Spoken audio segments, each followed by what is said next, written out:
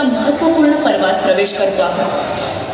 गुन्हा नोंदवल्यानंतर न्यायप्रणालीचे विविध स्तंभ पोलीस, फॉरेन्सिक, अभियोग आणि न्यायालय हे स्वतंत्रपणे आणि एकत्र येऊन कसं काम करतात हे या नाट्यामधून प्रभावीपणे उलगडून दाखवलं जाणार आहे. नवीन कायदे, भारतीय न्याय संहिता, भारतीय नागरिक सुरक्षा संहिता आणि भारतीय साक्ष अधिनियम यांनी आपल्या न्याय प्रक्रियेत मोठे बदल घडवले आहेत. तपास अधिक वैज्ञानिक, अधिक त्वरित आणि अधिक पारदर्शक झाला आहे. तात्काळ मदत यंत्रणा, तंत्रज्ञान, निर्भया पथक आणि डिजिटल पुरावे यांच्या बळावर आता न्याय अधिक वेगवान आणि अधिक सक्षम बनलाय. आज आपण पाहणार आहोत गुन्ह्यापासून न्यायापर्यंतची संपूर्ण यात्रा.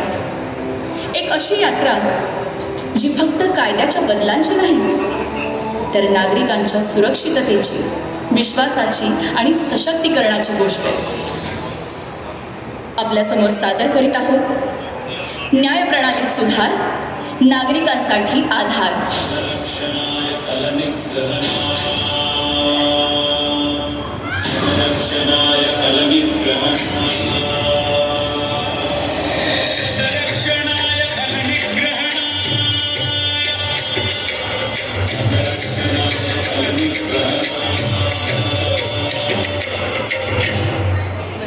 Hello, Mumbai police control room. मी तुमची काय मदत करू शकते? Hello, please help me. वाचवा मला. ऐका, घाबरू नका, शांतपणे सांगा, लगेच मदत पोहोचेल. मॅम, माझ्या घरात 4-5 गुंड शस्त्रास्त्र आणि माझ्या पप्पाकडे मी सासवी हल्ला केलाय. ते काही बोलत नाहीत आणि खूप रक्त वाहतंय मॅम. मम्मी बेशुद्ध पडली. मला खरंच खूप भीती वाटते.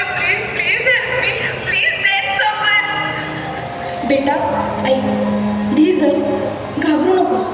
मी तुमच्या मदतीसाठी जवळची PCR व्हॅन आणि ॲम्ब्युलन्स पाठवली आहे.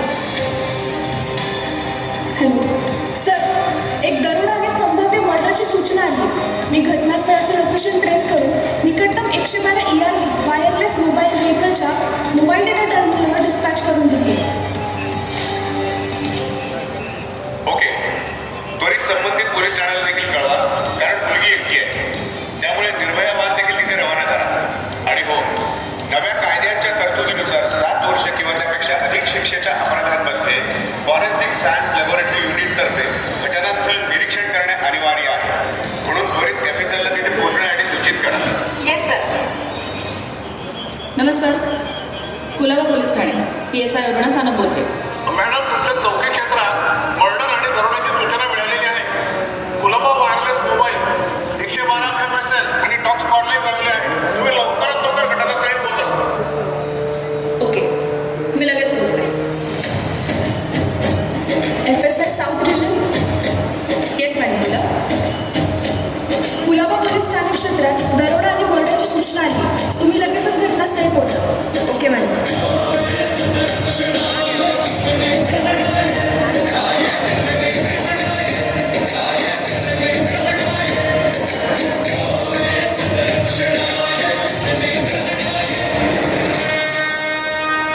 पाटील, जखमी महिलेला हॉस्पिटलमध्ये पोहोचवलं? होय मॅडम, आणि ट्रीटमेंट पण सुरू झाली. मॅडम, मला वाटतं हा एरिया आपल्या पोलीस ठाण्या अंतर्गत येत नाही. पाटील, अहो नवा कायदा लागू झाला आहे, त्यामुळे एरिया कोणाचा हा मुद्दाच उरत नाही.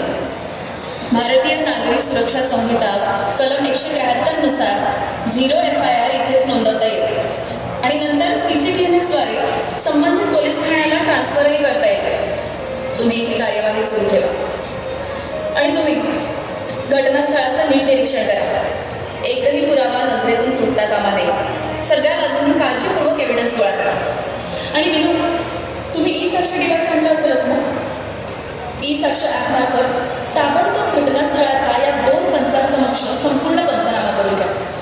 त्याचा ऑडिओ आणि व्हिडिओ रेकॉर्डिंगसुद्धा घ्या. आणि हो, वेगवेगळ्या अँगल्समधून फोटोज घ्यायला विसरू नका. Yes madam. मॅडम, आम्ही त्रिशाशी बोलत होतो.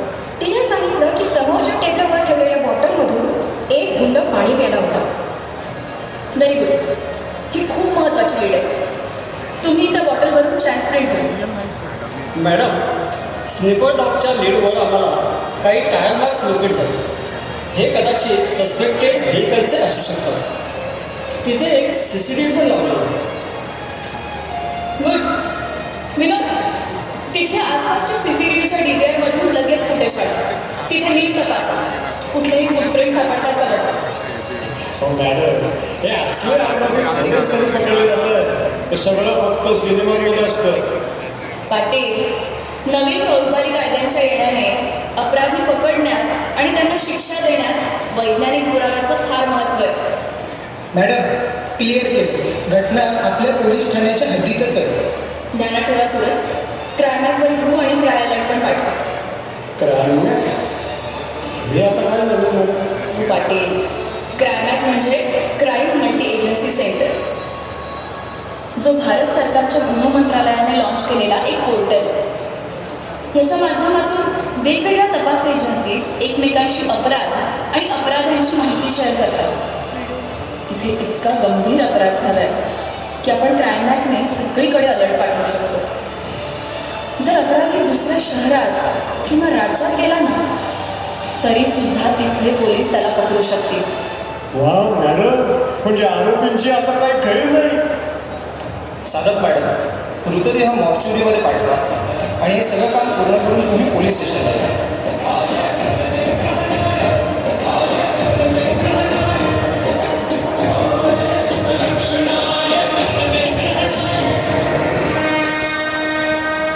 क्राईम सीनमधून जप्त केलेल्या मालाची मुद्देमालामध्ये नोंद करा आणि सगळे जप्त नमुने पुराव्यानिशी FSLला जमा करायचे अशी फॉरेन्सिकवर रिक्वेस्ट पाठवा.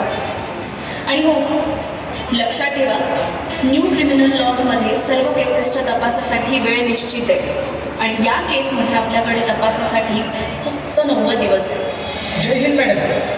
मॅडम, CCTV फुटेजमधून 5 लोकांचे क्लिअर फोटो मिळाले. Good, very good. सूरज, आता नॅटग्रिड ॲपमधल्या फोटो मॅच फीचरचा वापर करून आरोपींचे फोटो सर्च करून ते मॅच करण्याचा प्रयत्न करा. Yes madam. पण मॅडम, फक्त एका ॲपमुळे अपराधी कसे सापडणार? हे कसं काय शक्य? पाटील, नॅटग्रिड ॲपमधला फोटो मॅच फीचर म्हणजे फेस रेकग्निशन सिस्टीम आहे. यात ना अपराधी आणि संशयित व्यक्तींचा मोठा डेटाबेस आहे. इथे आपण आपल्या सस्पेक्टचे फोटोज चेक करू शकतो. जर त्यांचा रेकॉर्ड यात असेल तर आरोपी शोधणं सोपं नाही का होणार? अरे वा मॅडम. पाटील, ही नव्या भारताची स्मार्ट पोलीस सिस्टम आहे.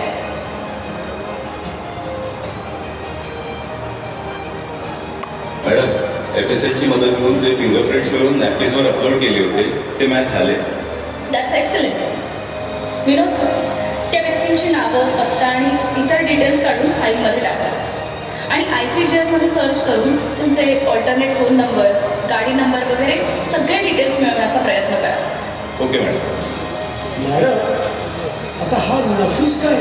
नॅफिस नाही हो पाटील, नॅफिस ही NCRBची एक योजना आहे ज्यामध्ये सगळे जिल्हे, राज्य आणि एन्फोर्समेंट एजन्सीजकडून गुन्हेगारांच्या फिंगरप्रिंट्सचं राष्ट्रीय स्तरावर संग्रहण केलं जातं. फिंगरप्रिंट आयडेंटिफिकेशन प्रणाली सुद्धा आता इंटिग्रेट झाली आहे. यामध्ये 1 कोटींपेक्षा जास्त अपराधांचा फिंगरप्रिंट डेटाबेस आहे. आणि हो, फक्त एवढंच नाही आहे, आता CRPI ॲक्ट 2022 अंतर्गत ज्याला अटक होते त्याच्या बायोमेट्रिक रेकॉर्डचंही संकलन केलं जातं. मॅडम, ICGS मधून त्यांचे alternate mobile number, bank details आणि व्हेकल डिटेल्स देखील मिळाले. गुड जॉब विनोद. मोबाईल नंबर ट्रॅक करून लोकेशन शोधण्याचा प्रयत्न करा. Yes madam. मॅडम, मुख्य नियंत्रण कक्षाच्या CCTV कॅमेऱ्यामध्ये आरोपी आसिफ गेटवे ऑफ इंडियाच्या एका जवळच्या दुकानामध्ये काहीतरी विकत घेताना दिसले. व्हेरी गुड संगीता, ही खूप मोठी लीड आहे. तुम्ही तिथे जाऊन CCTV रेकॉर्डिंग चेक करा आणि त्या दुकान मालकाचं स्टेटमेंट सुद्धा रेकॉर्ड करा. Okay madam. मॅडम, एका आरोपीचं लोकेशन दादर रेल्वे स्टेशनजवळ दाखवत आहे आणि दुसऱ्याचं पुण्यामध्ये. बाकी सगळे फोन स्विच ऑफ आहेत. शीतल, तुम्ही दादरची टीम लीड करा आणि विनोद तुम्ही डिटेक्शन टीम घेऊन पुण्याला रवाना व्हा. लक्षात ठेवा, आरोपींना सावधपणे अटक करायची आणि मी क्रायमॅक्सच्या माध्यमातून या वॉन्टेड आरोपींबाबत अलर्ट जारी करते. येस सर, 3 मुख्य आरोपींना अटक केली. Thank you sir. हे खरंच नव्या कायद्यांमध्ये झालेल्या क्रांतिकारी बदलांचे उत्तम परिणाम आहेत आणि माझ्या झुंजारू टीमच्या प्रयत्नांचा हा परिणाम. जय हिंद. पाटील, पकडलेल्या आरोपींच्या नातेवाईकांना नव्या तरतुदीनुसार अटक झाल्याची सूचना दिली आहे ना? पकडलेल्या व्यक्तींची नावं पोलीस स्टेशनच्या बोर्डवर लावणं आणि पोलीस पोर्टलवर अपलोड करणंही गरजेचं आहे. मॅडम, तुम्ही सांगितल्याप्रमाणे मी हे सर्व आधीच केलंय. या हार्डकोर अपराध्यांना कोर्टात सादर करताना बेड्या घालण्याची परवानगी मिळावी म्हणून विनंती अर्ज देखील न्यायालयाला पाठवलाय. पाटील, हो आता त्याची काहीच गरज नाही. हा मॅडम, म्हणजे आपण बेड्या घालणार नाही का? नाही, बेड्या घातल्याच जातील, पण BNSSच्या कलम 43 अंतर्गत गंभीर गुन्ह्यातील संगीन आणि सराईत अपराधांना न्यायालयाकडून बेड्यांसाठी स्वीकृती घेण्याची आता आवश्यकता नाही. मॅडम, अहो ही तर खरोखरच अत्यंत प्रभावी आणि उपयोगी तरतूद आहे. बरोबर आहे तुमचं पाटील. ही सशक्त कायद्याचा पाया घालणाऱ्या तरतुदींपैकी एक तरतूद आहे. मॅडम, तिसरा आरोपी राहुलबाबत काही इन्व्हेस्टिगेशन फॉर्मॅलिटीज राहिल्या होत्या. त्याला न्यायालयाने ज्युडिशियल कस्टडी दिली. पण आता काय करायचं? हो, तुम्हाला माहीत नाही का? नवीन फौजदारी कायद्यानुसार आरोपीची पुन्हा पोलीस कस्टडी मिळवता येऊ शकते. या केसमध्ये आपण पहिल्या 60 दिवसांपर्यंत वेगवेगळ्या वेळात आरोपीची कस्टडी घेऊ शकतो. आणि हो विनोद, या 4ही आरोपींची संपत्तीची सूची तयार झाली. लक्षात ठेवा, कलम 107 BNSS आता आपल्याला अपराधातून मिळालेली संपत्ती जप्त करण्याचा अधिकार देतो. अरे वा मॅडम, यामुळे तपासात खूप चांगले बदल घडतील.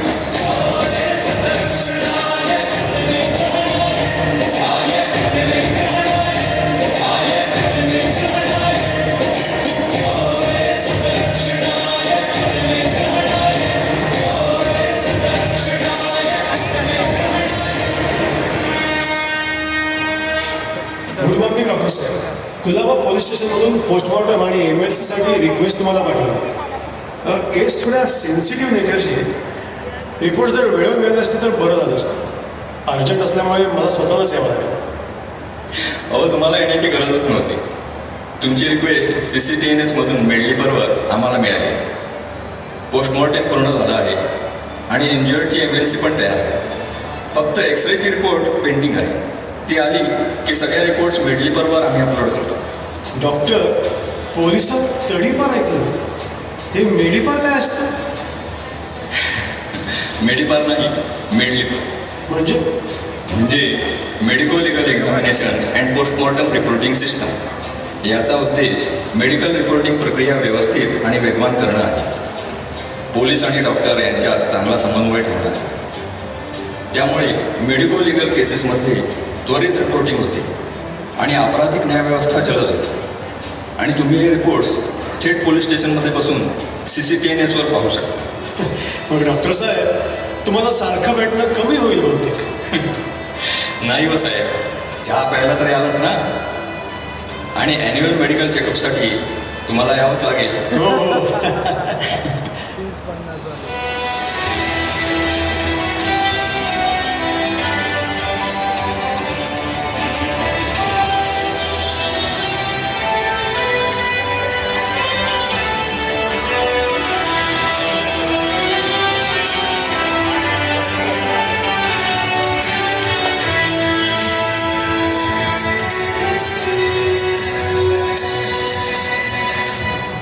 FIR नंबर 136/2025 कुलाबा पोलीस स्टेशनमधून पुराव्याचे नमुने जमा करायला आले.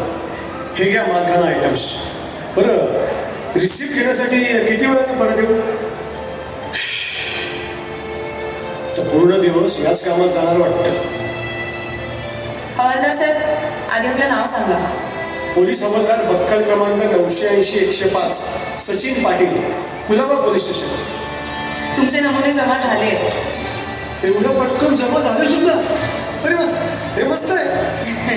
हो सर, तपासाचा रिपोर्ट लवकरच पोर्टलवर अपलोड केला जाईल आणि नोटिफिकेशनद्वारे तुम्हाला माहितीही मिळेल. आता ई-फॉरेन्सिक 1.0 मुळे तुम्हाला रिपोर्ट घ्यायला इथे परत यायची काहीच गरज नाही. तुम्ही थेट CCTNS वरून रिपोर्ट डाउनलोड करू शकता. अहो डाउनलोडचं ठीक आहे हो, पण आमच्याकडे तपास करण्यासाठी फक्त 90 दिवस आहेत. तोपर्यंत रिपोर्ट मिळेल. अहो सर, नवीन कायदे आल्यापासून फॉरेन्सिक क्षमतांमध्ये वाढ झाली आहे आणि सरकारने आता भरपूर संसाधनं दिली आहेत. आता आधीसारखे FSL रिपोर्ट महिनोन्महिने पेंडिंग राहत नाही. तुम्हाला या केसचा रिपोर्ट लवकरच मिळेल.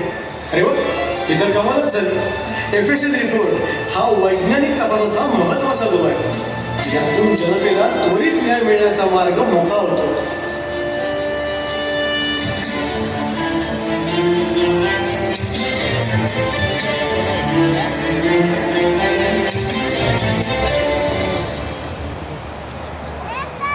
सर, कुलाबा पोलीस स्टेशनमधून हेड कॉन्स्टेबल पाटील साहेब तुम्हाला भेटायला आले. त्यांना आत पाठवा.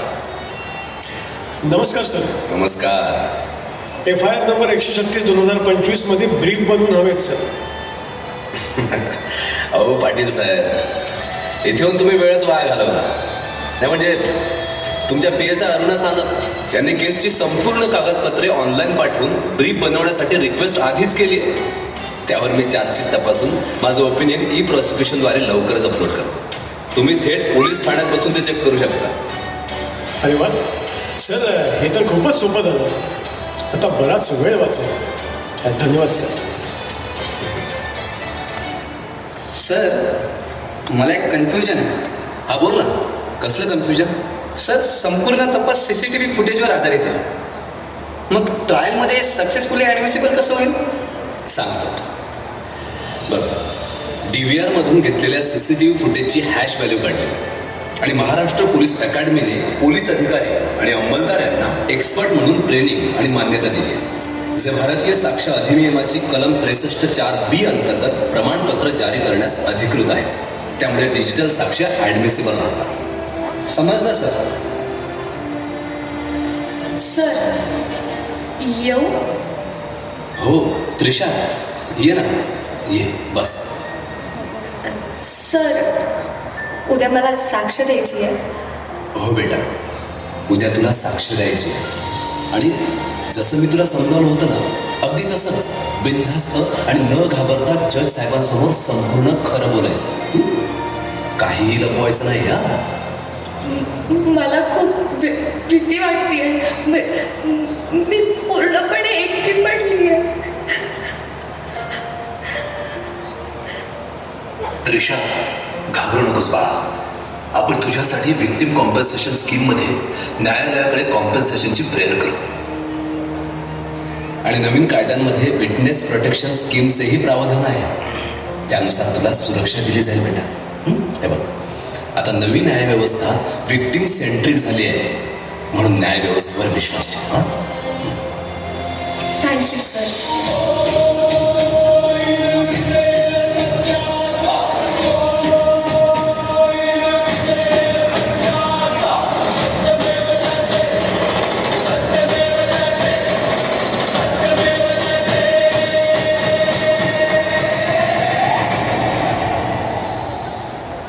सरकार विरुद्ध राकेश वैतर. केसची माहिती सांगा. युरोनर, दरोडा आणि हत्या प्रकरणाने या 3 आरोपींना अटक झाली आहे. एका आरोपीला न्यायालयाने प्रोक्लेम्ड ऑफेंडर घोषित केले आहे. एका विधी संघर्षग्रस्त बालकासंबंधीची कार्यवाही बाल न्याय मंडळापुढे चालू आहे. सर्व साक्षीदारांना ई-समनद्वारे कळवण्यात आले आहे. तिन्ही आरोपी उपस्थित आहेत. हो युरोनर, VC द्वारे तिन्ही आरोपी ट्रायलला जोडलेले आहेत. तिन्ही आरोपींचे वकील उपस्थित आहेत. Yes my lord. आपल्याला चार्जशीटची कॉपी मिळाली? Yes your honour. इलेक्ट्रॉनिक माध्यमातून मला चार्जशीट मिळाली आहे, पण माझी एक विनंती आहे, मला आणखी एक तारीख द्या, कारण चौथा आरोपी अजून कोर्टात हजरच झालेला नाही आहे. अशा स्थितीत ट्रायल कसं सुरू होणार? नाही वकील साहेब, नवीन आपराधिक कायद्यानुसार 2पेक्षा जास्त ॲडजस्टमेंट मिळणार नाही. आपण आधीच 2 तारखा घेतलेल्या आहेत. आणि चौथ्या आरोपीबद्दल बोलायचं झालं तर BNSS कलम 356 नुसार त्यांच्याविरुद्ध ट्रायल इन ॲब्सेन्शिया ही प्रक्रिया सुरू आहे. तसंच चार्ज फ्रेमही आम्ही 60 दिवसाच्या आतच पूर्ण केलेली होती. वकील साहेब, आता तारीख पे तारीखचा काळ गेला. PP साहेब, चीफ आणि क्रॉस पूर्ण झाले. आपण दोघेही फायनल आर्ग्युमेंट सुरू करा.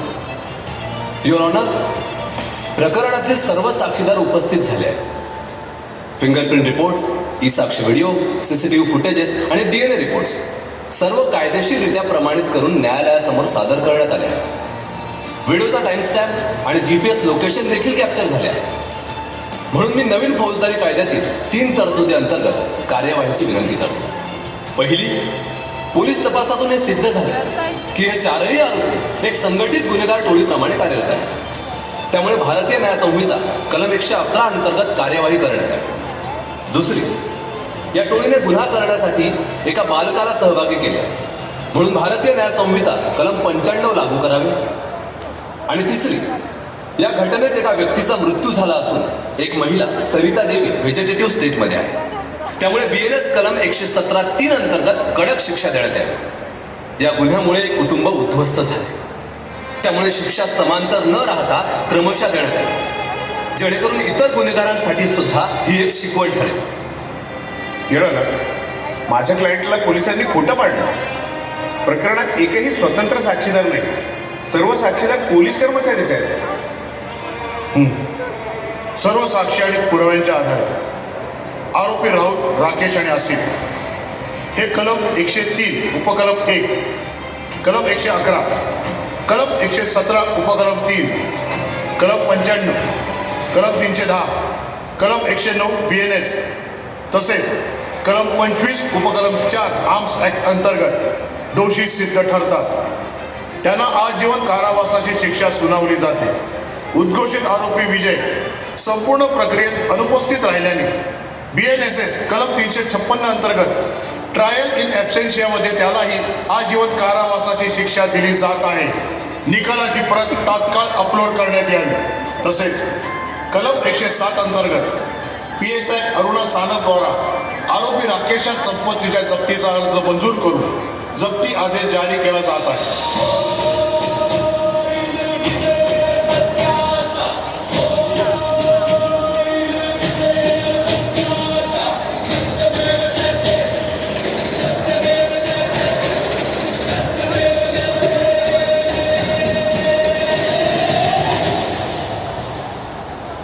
सर, कुलाबा पोलीस ठाण्याच्या हद्दीतील हत्या आणि चोरी प्रकरणातील आरोपी आहेत. हे कालच जेलमध्ये दाखल झाले.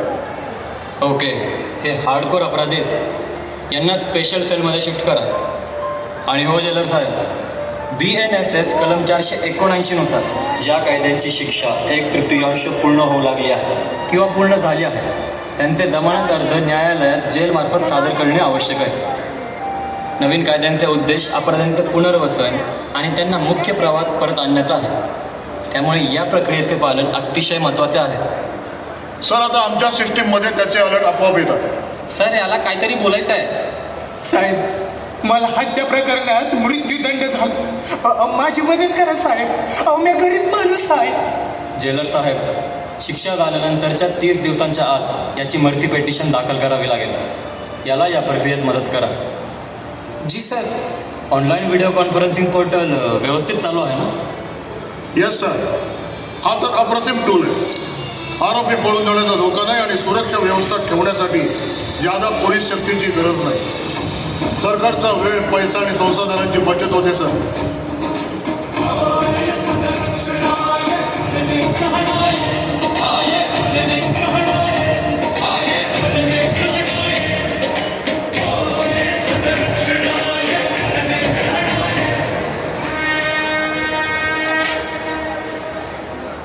पिटिशनरने VC ने जॉईन केलं आहे. Yes milord. ही अपील सेशन कोर्टच्या आदेशाच्या 60 दिवसांच्या आत दाखल झाली आहे. त्यामुळे अपील ऐकली जाऊ शकते. मिलॉर्ड, माझ्या क्लायंटला पोलिसांनी फसवलं आहे. जे इलेक्ट्रॉनिक एव्हिडन्स दाखवले जात आहेत ते सगळेच्या सगळे फोर्स्ड आहेत. माझा क्लायंट घटनास्थळी उपस्थितच नव्हता. पूर्ण तपास पोलीस ठाण्यात बसूनच केलाय. जे साहेब, मिलॉर्ड, न्यायालयासमोर सादर केलेल्या सर्व पुराव्यांची चेन ऑफ कस्टडी योग्य प्रकारे मेंटेन केली. न्यायालयात सादर केलेले टेक्निकल आणि फॉरेन्सिक एव्हिडन्स प्रमाणित आणि विश्वसनीय आहे आणि आरोपही सिद्ध झाले.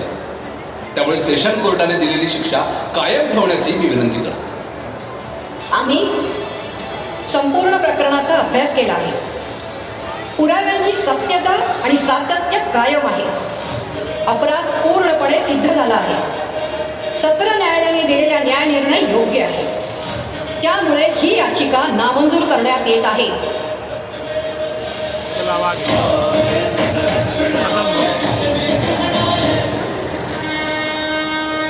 अरुणा मॅम, तुमचे खूप खूप आभार. तुम्ही आमच्या सर्वात कठीण काळात आमची साथ दिली. अहो, मला वाटत होतं की पोलीस कोर्ट म्हणजे फक्त चक्करच, पण तुम्ही आम्हाला वेळेत न्याय मिळवून दिला. थँक्यू त्रिशा. पण हे आमचं कर्तव्यच होतं. नवीन फौजदारी कायद्यांमुळे संपूर्ण क्रिमिनल जस्टिस सिस्टम मजबूत झाली आहे आणि त्यामुळेच हे शक्य झालं. आता तू तुझ्या आईची काळजी घे आणि अभ्यासावर लक्ष दे. काय? Yes ma'am. आता मी ठरवलं, मी मोठी होऊन तुमच्यासारखी पोलीस ऑफिसर बनेन आणि पीडितांना न्याय मिळवून देईन. Thank you so much ma'am.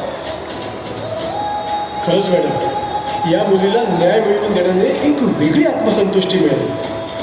आता मी पण ठरवलं की आयकॉट कर्मयोगीवरून नवीन कायद्यांचे ट्रेनिंग पूर्ण करून मी देखील या नवीन प्रावधानांमध्ये एक्सपर्ट बनलो. वा पाटील, खूप छान.